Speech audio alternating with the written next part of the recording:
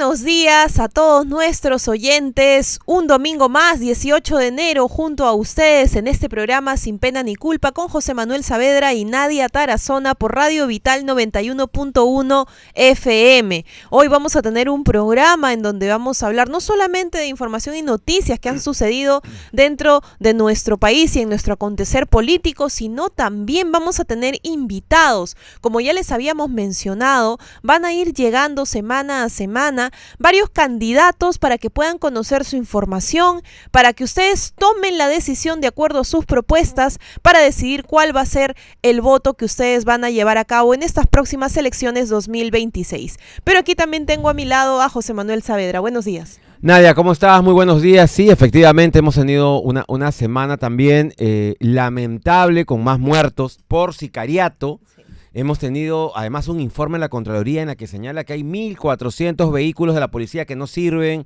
y muchos, digamos, temas de cómputo, llantas que no tiene la policía, etcétera, ¿no? Eso está trayendo como consecuencia, obviamente, que el Estado no esté preparado para enfrentar a la delincuencia y la criminalidad. Entonces, muy lamentable lo que está pasando y lo vamos a hablar ahora justamente con los candidatos. ¿Cuáles son las propuestas de sus candidatos presidenciales? Así porque es. hoy día tenemos dos candidatos, ¿no? A Senado y a diputado, ¿no? Entonces vamos nosotros a justamente entrevistarlos en unos instantes, ya para que ustedes tengan justamente esa información, decidan, porque la gente no sabe por quién votar. Les digo, la gente hay una confusión. Esto es peor que menú de chifa, donde hay 50 no hables de platos. chifa, José Manuel. Vamos a hablar ahora de chifa, porque todo el mundo me pregunta de chifa. Esto es peor que menú de chifa. Tenemos 36 platos diferentes, o 37, porque ya volvió a la vida Mario Vizcarra, pero vamos a hablar con dos personas, uno más experimentado que otro en el ámbito político, pero los dos sumamente preparados, y les voy anunciando. Con muchas propuestas. Con muchas propuestas, ¿no? Va a estar acá el doctor Torres Caro, que ya saben quién es, ¿no? Que se hizo famoso o salió del anonimato porque había sido famoso, se había quedado en sus cuarteles de invierno, pero volvió con todo, irrumpió en el Congreso de la Política y dijo que los congresistas hablan HH. Él lo va a decir, porque nosotros no podemos decirlo. Acá está con nosotros también Claudio Segarra, que es candidato a diputado. Él es del Partido Unidad Nacional, también es un político de larga data, ha sido regidor, ha ocupado cargos públicos, y con ellos vamos a analizar en breves instantes justamente qué es lo que está pasando en el país, qué es lo que está pasando con el presidente Gerí, cómo va su aprobación, que ahora les voy a comentar también temas de la aprobación del presidente Gerí, pero además vamos a analizar a sus candidatos y también qué opinan, obviamente, de este incremento de la delincuencia que nadie lo para hasta el momento. Así es, y también con respecto al tema de transportes, José Manuel, porque esta semana tuvimos un paro nacional y obviamente ya los distintos gremios han mencionado cuáles han sido sus posiciones. La verdad, están cansados que no se haga absolutamente nada desde la óptica que ellos tienen para poder ayudarlos, no solamente con la reacción, porque la acción reactiva del Estado, cuando sucede algún tipo de atentado, llega, al fin y al cabo se socorre, se ve la parte legal. Sin embargo, lo que ellos dicen, ¿y la acción preventiva para cuándo? Porque lo que ellos necesitan es que existan medidas de prevención articuladas, estrategias que puedan funcionar para evitar que este tipo de atentados suceda. Pero bueno, esa es parte de lo que aparecía. Y lo más importante, Lima está de fiesta. Hoy es el aniversario de esta hermosa ciudad, así es que un saludo a todos los limeños y limeñas que nos están escuchando ahora. Y bueno, pues hay que tomarse un buen pisco sour para celebrar el día de hoy los 491 años de fundación de la ciudad de los Reyes, Nadia. Así es. Pero bueno, como mencionábamos, ¿no? Aparte de que Lima está de fiesta, sin embargo, la ola de delincuencia de verdad no ha frenado. Y no solamente eso, José Manuel, sino también, al parecer, la situación de estrés en la que vivimos todos los días. Porque los peruanos ya vivimos en esta situación de estrés, no solamente por la carga laboral que tenemos, sino ahora por la inseguridad que reina en las calles. Una persona no puede caminar tranquila porque cada vez que siente, de repente hay el sonidito pequeño de una moto, y esto es algo que no lo digo simplemente por una opinión, sino porque en el canal salimos a hacer un reportaje y le preguntábamos a las personas qué es lo que más los hacía sentir inseguros cuando estaban en las calles. Y de verdad que de manera muy curiosa los mencionaban estoy caminando, escucho el sonido de una moto y lo primero que hago es agarrar mi celular y guardarlo.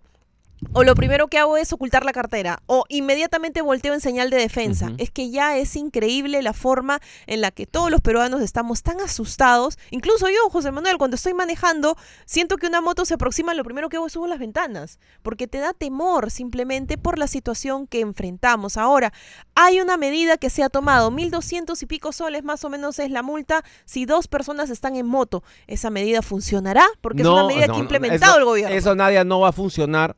Porque ya lo hemos dicho, en Colombia, básicamente en Medellín y en Bogotá, implementaron esta medida y fracasó, ¿no? Además, imagínense, los sicarios cuando hacen un reglaje esperan que no esté la policía en ese momento, esperan obviamente que la víctima esté totalmente desprevenida y ¿no? No les va a importar obviamente si van en uno o una persona o 2 personas y la moto además es robada, la placa es clonada, entonces son medidas que obviamente no van a tener ningún efecto y esto lamentablemente va a seguir perjudicando a la población. Pero Nadia, vamos ya a entrar con nuestros invitados, ya vamos. ¿No? Porque están acá desde muy temprano.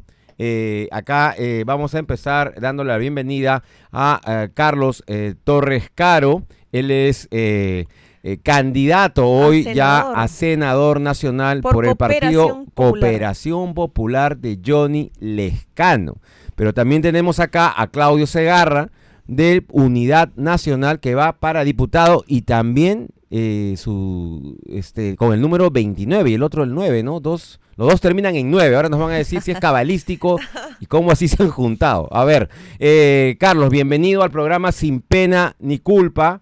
Estamos justamente interesados en conocer un poco tus propuestas que tienes para el Congreso, pero antes un análisis de lo que está pasando en el país. Tú fuiste muy fuerte y creo que la población se sintió identificada cuando tú señalaste esta expresión de haciendo parodia al programa humorístico, ¿no? Que fue el sentimiento que la gente tiene realmente.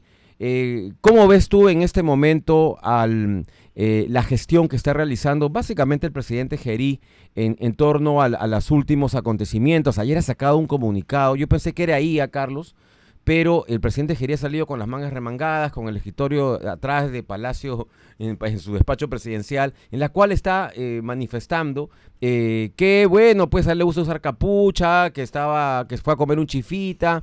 ¿Tú qué opinas de esto? ¿Es verdad? ¿Le creemos al presidente? ¿No le creemos? ¿Qué opinión te merece lo que has visto? Bueno, en primer lugar, saludarles a ustedes, José Manuel, Nadia, en esta oportunidad de estar en la Radio Vital TV, en el programa Sin Pena ni Culpa. Ni culpa. La verdad es que lo que ha acontecido con el presidente de la República interino en funciones es un hecho realmente triste y lamentable, ¿no? Porque uno puede entender la ingenuidad de una persona que por primera vez tiene un empleo, en este caso en la función pública, y más aún como presidente de la República. Y puede entender quizás que puede existir la ingenuidad, pero cuando uno revisa más a fondo el tema, se da cuenta que aquí no hay un tema de ingenuidad, aquí lo que hay es un tema de dolo, es decir, de una responsabilidad, porque un presidente con toda la investidura que tiene, ir a un lugar como, si bien es cierto, es un sitio público, pero ir encapuchado, en nocturnidad, y todavía para salirnos con el cuento de que fue a coordinar el Día de la Amistad Peruano-China, cuando eso debe hacerse en todo caso por un funcionario que no del nivel de un presidente de Estado, sino además... Y con un morral, ¿no? Y además debería haberlo hecho con la embajada china. Claro. Entonces, cuando ya se va profundizando todo esto, se va viendo que han habido acciones previas que se han realizado, ¿no?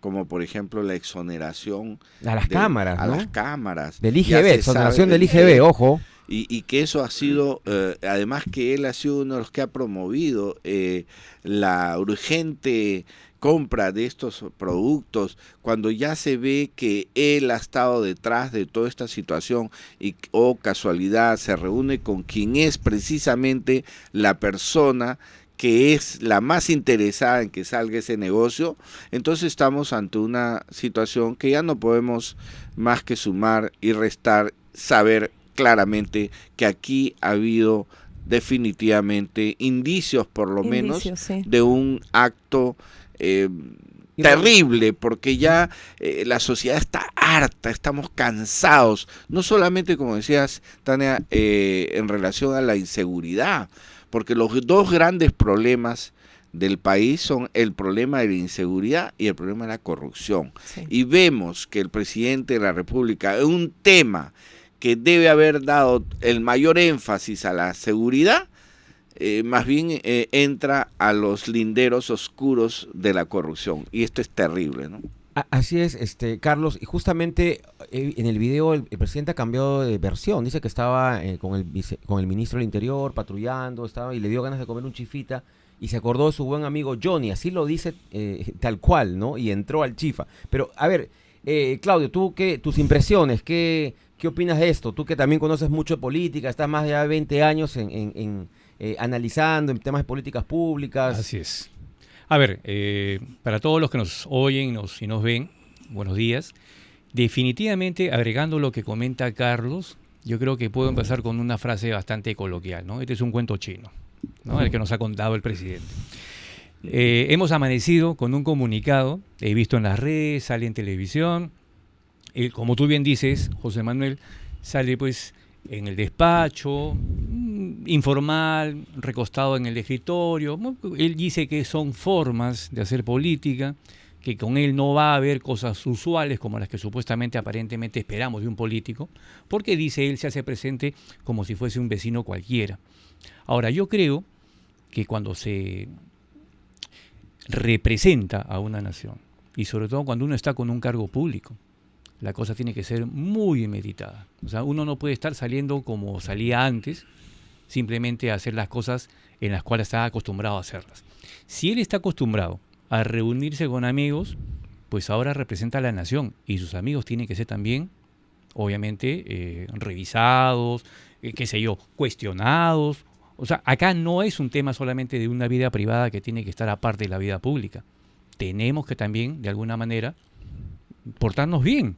Y acá, ojo, la población salta por una razón bastante, cuestionable y que todavía está como que en el lindero de lo nuboso, zarratea. Así es, ¿no? así Zarratea, es. Se no están pasa acordando, pero nada. había mucha expectativa cuando entró el presidente Gerí, ¿no? Porque ese estilo joven, Claro. se levantó las mangas, salió a enfrentar en las marchas. Había mucha expectativa y Claro que fíjate, sí. como ustedes saben, nosotros publicamos la primera aprobación que tuvo el presidente Gerí Era fue alta. 45.5, Claro que sí. luego subió 10.55, cae 15 en diciembre, llega a 40. Y estamos esperando, estamos justamente haciendo trabajo de campo, qué es lo que va a pasar en esta nueva aprobación post-escándalo del Chifa. Entonces, esto sí afecta definitivamente el tema de la gobernabilidad, la confianza, pero... La confianza, más que así nada. es, la confianza, porque deberíamos estar enfocados en el tema de la inseguridad ciudadana que nos preocupa a todos. Y para esto, Exacto. Carlos, yo te quería preguntar un poco, tú que tienes más experiencia ya desde parlamentaria, tú has sido vicepresidente del Congreso, ¿no? En alguna oportunidad, ¿no? ¿Qué proyectos o vas a priorizar? Claro, el Senado primero tiene una función diferente, pero ¿cuál apoyarías? ¿Qué apoyarías? ¿Qué está proponiendo Cooperación Popular? Porque vemos que Johnny Lescano ha comenzado a crecer en las encuestas, ¿no? Ha comenzado a aparecer. Y creo, no sé si tú estás a toda máquina con él, ¿no? Como diría Gerí, ¿no? Bueno, la opinión? verdad es que la valla que... Permíteme primero responder las preguntas que se quedaron un poco en el tintero, ¿no? La valla que nos ha puesto, que puso Dina Boluarte, Ay, pues era una valla, Cualquiera pero que cualquiera, tú ponías, y no es por menospreciar ni nada, pero tú ponías a Chabelita, por decir, y hubiera sido mejor que Dina, sin menospreciarla, sí. por cierto, ¿no? Simplemente por poner un nombre. Es decir, la valla era tan baja, tan ridículamente catastrófica fue la función de Dina Boluarte que cualquiera hubiera podido hacer. Ahora, entra un presidente con un estilo juvenil, Exacto. a toda máquina, como tú lo has mencionado, y obviamente esto capta la atención de la juventud, ¿no? Porque la Claro. juventud es la más proclive a ver ese tipo de acciones como digamos, este presidente me representa, ¿no? Es igual como cuando estuvimos en el Parlamento y dije, y no hay problema por decirlo, porque hablando huevadas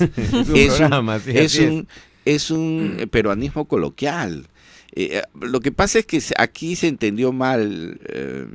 ¿Qué porque quisiste se decir pensó, en ese momento? se Eso pensó, era un símil. no, es que hablando huevadas significa déjate de hablar tonterías, déjate de hablar naderías, Claro. deja de hablar babosadas, deja de engañar. Eso es lo que significa de acuerdo a la Real Academia de la Lengua. Es decir, cuando yo hice un símil, ¿no? Estos señores que son tan exitosos, los de hablando huevadas, llenan coliseos, llenan teatros, son personas que entretienen. Pero ustedes dan pena, ¿no? Nos dan pena y nos dan tristeza. ¿Por qué? Porque el Parlamento, y tú mejor que nadie lo sabe, José Manuel, tiene unos estándares de calificación pública que son pues catastróficos, Claro. ¿no? Es una cosa que la gente está harta. Y por eso esas dos palabras conectaron. Déjame contarles esto, A ver. A ver, a ver. conectaron el sentimiento nacional. Mira, cuando yo salí después de la expresión, cuando me expulsaron, me expulsaron Eso te iba a preguntar, ¿no? del Parlamento. Se indignaron, ¿no? Se indignaron, Pero- o sea, se pusieron los bombachos y todo lo demás. Y ellos, los próceres de la nación, se sintieron ofendidos por un peruanismo coloquial que lo único que pretendía es hacer un símil con esto. ¿Pero qué te dijo la gente en la calle? Entonces, Porque eso es lo cuando que yo queremos salí, saber. La aprobación. cuando salí después de ser expulsado, bueno, toda la prensa vino detrás y como fueron tan agresivos en el primer momento, no, pero está insultado, entonces yo les explicaba, no, se trata de un peruanismo coloquial, etcétera, etcétera. Yo dudé en ese instante de haber hecho eso, en un instante. Y estaba ¿Qué con mi dijiste? hijo. Ya metí la Yo pata, dije, ¿no? sí, Ya. yo dije que quizás se cometió un error de los tantos que he cometido en mi vida pública. Y efectivamente, porque mi biografía no comienza ahí, ¿no? O sea, yo he estado, como dijo un periodista, no sé cómo hace el Toto Rescaro para estar cada cierto tiempo en dominar la escena pública nacional, ¿no? Vigente. Sí, es verdad. En muchas oportunidades he tenido esa situación. Pero en este caso yo me fui pensando, ¿no? O sea, tuve ese, así como cuando Jesucristo caminaba, no me quiero hacer esa comparación, pero caminaba en el monte de Getsemaní y dudaba, Claro. yo igual dudé y dije, uy, a esto creo que va a ser. Pero pasó una hora y en eso veo mi teléfono, lo saco y reventaba de mensajes, llamadas. La gente, mira, esto es real, la gente me llamaba, me decía, autor, me abrazaba, se bajaban del auto para tomarse fotos conmigo. Entonces ahí entendí que dos El palabras rechazo. podían conectar el sentimiento nacional, Sí. pero no fue de Y todos. se hizo viral, además, tú. Sí, claro. Se hizo viral tu video. ¿ah? Totalmente viral, que hasta los propios señores estos de Hablando Huevadas Pero- salieron a comentar Sí, y todo. sí. Pero ¿sabes qué? No fue unánime, como nada puede ser unánime, porque nadie es monedita de oro. Claro. Hubo sectores que sí me golpearon y No, se bueno, sintieron así es la política, ofendidos, así es la se política. sintieron Es ofendidos. normal. Por ejemplo, en el chat, yo tenía un chat con los abogados más prestigiosos del país y fui expulsado también del chat. Te querían sancionar en el colegio de abogados también, Salió ¿no? del grupo. Sí, no, y no solamente el colegio. O sea, el Congreso se portó, creo, como institución y no como, digamos que los directivos hicieron todo lo posible para empapelarme, ¿no? Por ejemplo, acababan de darme, solo una semana antes de ese hecho, la distinción más alta que el Colegio de Abogados de Arequipa da a un jurista, Francisco García Calderón, me hicieron miembro honorario y enviaron comunicaciones al colegio para que me retiraran la distinción. ¿Qué? Y no solamente eso, sino que presionaron a través de interpósita persona para que la universidad donde yo dicto clase de doctorado me quitaran la carga lectiva.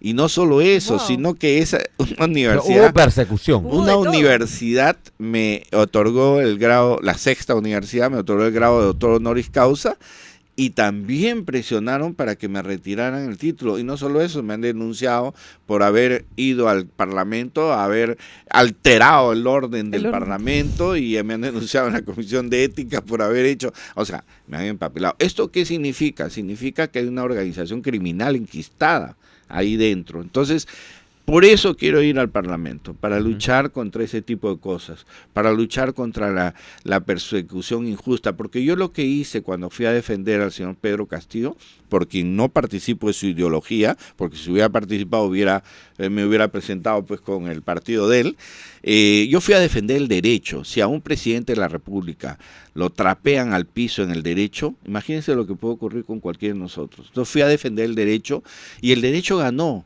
porque al final no lo inhabilitaron en sede constitucional. Sí. Así es. Bueno, Claudio, vamos con Claudio. Tus opiniones respecto al tema. Habíamos empezado el tema de la inseguridad, pero nos fuimos un poquito, nos hemos Así desviado. es. Pero, ¿qué propone tú? El líder de tu partido, que es Roberto Quiabra, ¿no? Es un general en retiro, ¿no? Que fue al CENEPA, además, tenía un liderazgo fuerte. Defensor calificado ¿no? de la patria. Tuvo un protagonismo importante. Yo me acuerdo en el año 95 que Beto Ortiz le hizo un reportaje cuando él entraba al CENEPA, ¿no? Con estos muchachos que iban a la batalla, y luego lo enfocan cuando regresan del campo de batalla, ya con muchos heridos, ¿no? Esas imágenes siempre quedan, ¿no? ¿Crees que la presencia, digamos, de un militar ahora en estas circunstancias, y sobre todo de Roberto Quiabra, porque hemos visto que hay tres militares, ¿no? Está Roberto Quiabra del Ejército, está uno de la FAP y uno de la Naval, ¿no? De la Naval. Entonces, ¿cómo ves tú la candidatura de Quiabra? ¿Por qué la gente tendría que votar por Roberto Quiabra? A ver, voy a empezar... ¿Cómo sí, te identificas tú, no? por supuesto. Voy a empezar por algo que la gente siempre menciona, ¿no? Teniendo las experiencias con Humala, por ejemplo, ¿no? Nadia, José Manuel. No, que los militares no están preparados para el gobierno. Que los militares están simplemente hechos para la guerra y que ese es su campo. A ver, Roberto Quiabra se caracteriza por el tema de seguridad ciudadana en una frase bastante, creo yo, sólida: mano dura. Así de sencillo. Entonces, yo sé, posiblemente, me lo dijeron hace 2 días en otra entrevista, en otro medio. No, pero se está atacando la parte operativa, que solamente hablamos de que vamos a atrapar y que vamos a, de alguna forma, a coaccionar la labor delincuencial. El tema también radica no solamente por un asunto operativo, ¿no? De cortarle la comunicación en los penales, porque sabemos que todo se dirige de los penales. El delincuente sencillamente sabe que va a pasar una temporada de vacaciones, o sea, no tiene temor en ir a la cárcel porque al final siempre dirige todo desde allí. Entonces, Roberto Quiabra, en Unidad Nacional, no solamente está mencionando el tema de por qué los bloqueadores de teléfonos, o sea, estamos asumiendo de que va a haber teléfonos, ¿no? Entonces, él dice, primero empecemos por incomunicar al delincuente. Entonces, partamos por, primero, efectivamente, mandarlos a las cárceles más lejanas, a los centros penitenciarios más alejados, en duras condiciones, y segundo, incomunicarlos también físicamente con sus visitas, es decir, esos locutorios en la que no haya un contacto físico, simplemente agarra un teléfono y empieza a hablar con su visita. Entonces, ahí se va a cortar todo el tema y realmente vamos a ver exactamente cómo es que pasan esos celulares, en fin. El tema, y acá voy a ahondar un poquito sobre el asunto de la última norma que ha dado, o la decisión del Tribunal Constitucional, por ejemplo, de no menores. no darle el tema punitivo a los menores de edad que cometen delitos mayores. Ese también es O sea, otro. ese es un revés tremendo en la parte jurídica, porque la norma decía claramente que era para efecto de delitos mayores. Exacto. ¿No? Entonces, pero acá no. Ahora, a partir de ahora, o sea, bueno, vamos a seguir con este tema. Todos los delincuentes juveniles tratados con guante de seda, mandándolos a unas vacaciones en la correccional. Exacto.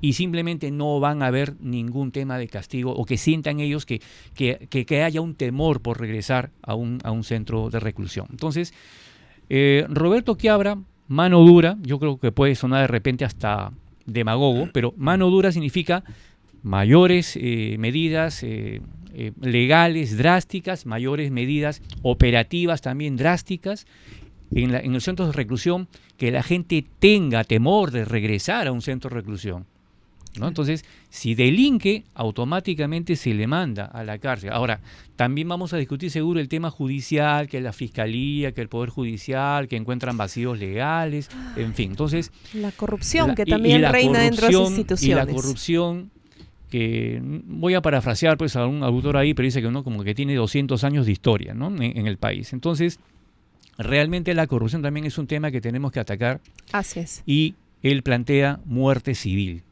Es decir, que no pueda haber más gente que esté, como ahora, postulando a la presidencia de la República por otro partido y que ha tenido justamente estos una procesos sentencia, o ¿no? sentencias. Pero uno dice, no, pero un momentito, que es una falta de respeto a los derechos humanos porque el hombre ya resarció su culpa, ¿no? Con la pena impuesta, pero un momentito, o sea, en temas de corrupción, peculado, es otra cosa. Tú ya no puedes estar nuevamente dirigiendo destinos en el país, ni mucho menos dinero. Sí, hay casos, Exacto. por ejemplo, estos que han alteraron las pruebas de Caliwarma, ¿no? Donde niños se intoxicaron, o sea, claro. Esa gente no debería jamás volver al aparato estatal, ¿no? Ahí hay vida de por medio. Eso es terrible, ¿no? Dos problemas muy fuertes dentro de nuestro país, también como lo había mencionado el señor Torres Caro, es uno, el tema de la inseguridad ciudadana, y lo segundo es el tema de la corrupción. Pero con eso vamos a continuar hablando después de la pausa.